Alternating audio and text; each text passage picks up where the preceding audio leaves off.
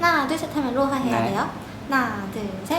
로하! 언론인권센터 막내 도비들 보민 맥기입니다. 로니님들 오늘도 언론 스마트한 하루 보내셨나요?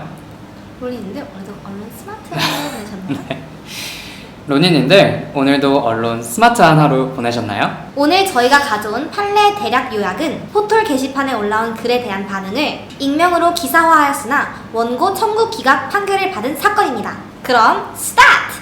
2009년 1월 24일 인터넷 포털 게시판에 정말 억울해서 미치다가 죽겠습니다 라는 제목의 글이 올라왔습니다. 그 글은 다니고 있는 90학번 세모양이 장애를 가진 원고가 자신을 좋아하는 것 같다는 이유로 조폭 남자친구를 시켜 벽돌과 담뱃불로 폭행을 시켰다는 내용이었습니다. 그리고 2010년 1월 9일 내 지하철역에서 한 고교생이 투신 자살을 하는 사건이 발생하게 되는데 이를 취재한 일부 언론이 20대 후반 남성이 투신 자살을 했다라고 자살자의 연령을 잘못 보도합니다. 다수의 네티즌들은 앞에서 죽은 사람이 게시글을 작성하였던 원고라고 생각을 하게 되죠. 좀 절묘한 타이밍이긴 하네요. 격분한 인터넷 사용자들은 세모양의 학교, 학과, 그리고 실명을 거론하며 세모양으로 인하여 한 남자가 자살하였다고 비난을 하였습니다. 이 사건을 동아일보에서 기사화하게 되는데 동아일보는 인터넷 루머 조폭 여대생 만든다 라는 제목으로 세모양이 엉뚱한 오해를 받고 있다고 합니다. 뭐 맞는 말이니까요. 문제는 세모양과의 통화를 그대로 기사에 적게 되는데 그 기사의 내용은 게시글은 세모양을 1년 전부터 따라다니는 한 남성이 올린 것이고 그가 장애인이며 폭행을 당했다는 사실이 레알 사실과는 전혀 다르다는 것이었습니다.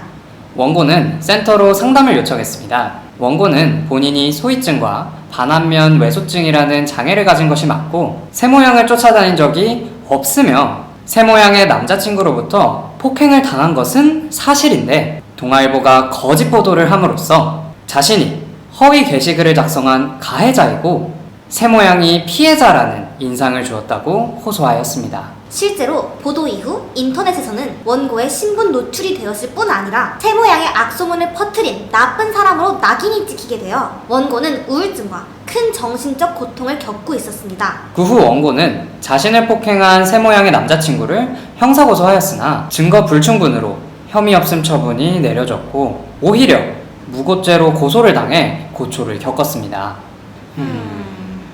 법원은 동아일보의 기사에 장애가 아니다 라고 적시된 것은 허위라고 할 수 있다고 판단했습니다.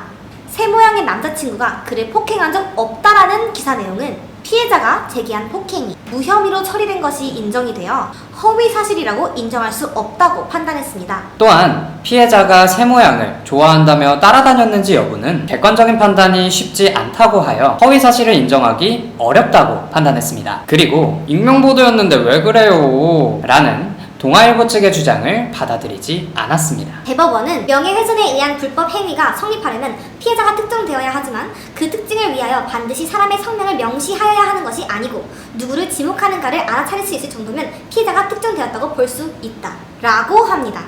오케이. 네.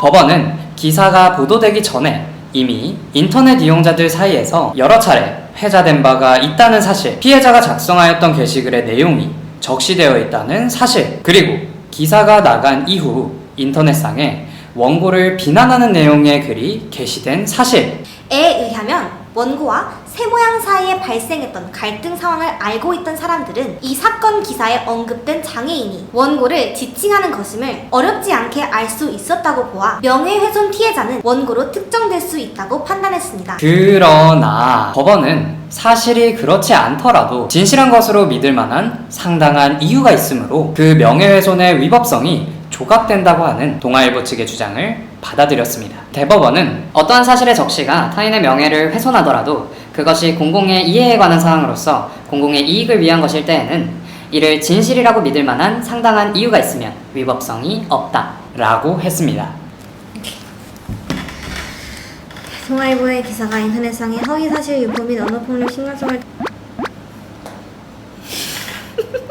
동아일보의 기사가 인터넷상의 허위사실 유포 및 언어폭력의 심각성을 다루고 있었기에 공익성이 인정이 되었고 또한 원고가 재건수술을 받아 귀의 모양이 대체로 복원되었고 통상적 관점에서 원고가 장애를 가졌다는 인식을 가지지 못할 수도 있다는 점, 그리고 언론 폭력이 심각한 사회 문제라는 것을 지적하기 위해 기사가 작성되었다는 점을 고려하여 원고의 명예훼손으로 인한 정정보도 및 손해배상 청구는 받아들이기 어렵다는 판결이 내려졌습니다. 원고는 1심 판결에 대단히 실망했습니다. 그러나 비록 패소하였지만 판결문에 자신의 억울함을 들어준 내용이 있어 위로가 되었다고 했습니다. 법원의 판단이 다소 아쉬운 점이 있기는 합니다.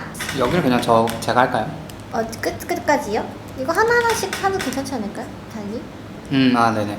왠지 그렇게 말씀하실 것 같았어요. 네, 그렇군요. 다음.